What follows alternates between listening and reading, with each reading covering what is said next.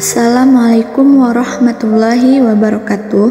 Perkenalkan, kami dari kelompok 9 ingin mempersembahkan hasil video kami tentang bersikap lembut terhadap anak dan hikmah sikap tegas terhadap anak untuk memenuhi mata kuliah pendidikan anak dalam Islam, program studi pendidikan agama Islam semester 6 Fakultas Tarbiyah.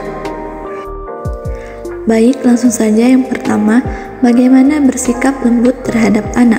Seorang anak pada dasarnya mempelajari sebagian besar nilai-nilai akhlak dari orang-orang yang dikaguminya. Orang tua harus mempunyai kewajiban memberikan bimbingan demi kebaikan dan keselamatan anak.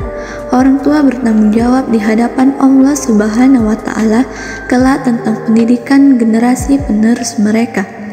Baik, yang kedua, bagaimana menghadirkan kegembiraan di dalam diri anak.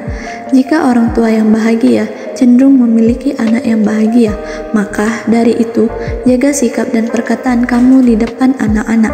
Buat mereka bahagia dan meniru perilaku yang baik. Bagaimana sikap sabar dan halus terhadap anak? Kenapa kita penting berlaku sabar? Berlaku sabar akan membuat anak merasa lebih aman, nyaman, dan terlindungi. Memperlakukan anak dengan sabar juga akan membuatnya bersikap lebih ramah.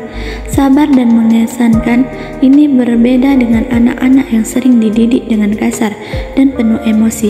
Ia pun akan tumbuh menjadi anak yang kasar dan keras saat dewasa kelak. 4. Mengetahui kasih sayang terhadap anak. Kasih sayang adalah kebutuhan pokok dalam hidup manusia. Anak yang kurang mendapatkan kasih sayang orang tua akan menderita batinnya, kesehatan badannya terganggu, kecerdasan mungkin kurang, apalagi kalau kasih sayang orang tua terabaikan. Maka hal ini akan berakibatkan fatal bagi jiwa dan raga anak. Rasa cinta dan kasih sayang orang tua yang dilimpahkan kepada anak akan membuat anak merasa lebih aman, tenang, dan tentram. 5. Bagaimana bercanda dengan anak? Di antara kesukaan anak kecil, dia lebih senang bila diberi kesempatan untuk bermain. Bahkan, bila perlu orang tua menyempatkan diri untuk menemani anaknya bermain, sekalipun hanya sebentar. Bermain jika tidak melampaui batas dan tidak berbahaya, maka diizinkan oleh Islam. Baik, yang keenam, mengetahui pendidikan dan pengajaran ketegasan ketika dibutuhkan. Anak merupakan salah satu hal terbaik dalam hidup. Akan tetapi, bila anak susah diatur atau biasa disebut nakal, maka orang tua sebenarnya bisa mengatasi dengan beberapa cara. Mendidik anak yang benar, salah satunya adalah dengan tegas saat mendidik anak. Yang ketujuh, apa faktor-faktor penyebab dipergunakannya ketegasan dalam pengajaran terhadap anak? Yang pertama, disiplin. Kedua, pembentukan batasan. Yang ketiga, pembentukan tanggung jawab. Yang keempat, pengembangan kemandirian.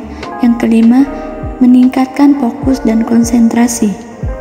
Selanjutnya, yang kedelapan, apa kata-kata yang kuat dan tindakan bijaksana? Kata-kata yang kuat dan tindakan bijaksana dapat memiliki dampak yang besar dalam berkomunikasi dan mempengaruhi orang lain. Penting untuk diingatkan bahwa kata-kata yang kuat dan tindakan bijaksana harus digunakan dengan tujuan yang baik, menghormati nilai-nilai dan mengutamakan kesejahteraan bersama. Yang kesembilan, bagaimana ancaman bijaksana dan peringatan akan adanya hukuman?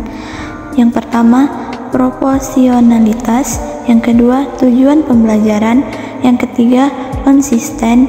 Yang keempat, alternatif positif. Yang kelima, komunikasi dan pemahaman.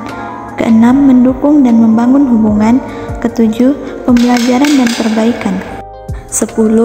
Apa hikmah sikap tegas berupa hukuman syar'i bagi pendidikan? Secara logika, dari sistem seperti itu, istilah hukuman tidak bisa dihilangkan dalam substansi pendidikan, karena hukuman selalu beriringan dengan hadiah.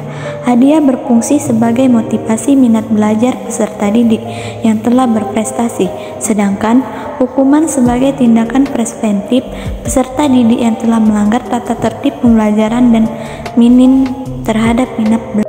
Mungkin ini saja yang dapat kami jelaskan. Lebih dan kurang kami mohon maaf. Billahi taufiq wal hidayah. Assalamualaikum warahmatullahi wabarakatuh.